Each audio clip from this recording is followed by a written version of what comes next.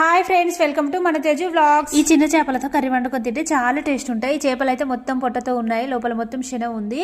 ఈ చేపలు కర్రీ వండినప్పుడు చెదిరిపోకుండా ఇలా నిమ్మకాయ పిండుకొని పక్కన పెట్టుకోవాలి. ఇప్పుడు ఒక ప్యాన్ స్టవ్ పైన పెట్టుకొని కర్రీకి సరిపడా ఆయిల్ పోసుకొని ఇందులోనే కట్ చేసిన ఉల్లిగడ్డ ముక్కలు, పచ్చిమిర్చి ముక్కలు వేసుకోండి. ఒక స్పూన్ అల్లం వెల్లుల్లి పేస్ట్, టీ స్పూన్ పసుపు వేసుకోండి. పోపు వేగిన తర్వాత ఇందులోనే 2 టమాటా ముక్కలు, రుచికి సరిపడా సాల్ట్ వేసుకొని మూత పెట్టుకుని ఒక 5 నిమిషాలు ఉడికించండి. టమాటా ముక్కలు ఇలా బాగా మగ్గిన తర్వాత ఇలా చేపలు మొత్తం వేసి ఒకసారి ఫ్రై చేసుకోండి 1 నిమిషం పాటు. నిమిషం తర్వాత ఇందులోనే కారం పొడి వేసుకోవాలండి. ఫిష్ కర్రీలో ఎప్పుడైనా కారం పొడి ఎక్కువగానే ఉండాలి, అప్పుడే కర్రీ చాలా టేస్ట్ ఉంటుంది. అందుకోసం నేను ఒక 5-6 స్పూన్ల కారం పొడి వేసుకున్నాను. సూప్ కోసం అని వాటర్ కూడా యాడ్ చేసుకొని మరొక 2 నిమిషాల పాటు ఉడికించాలి.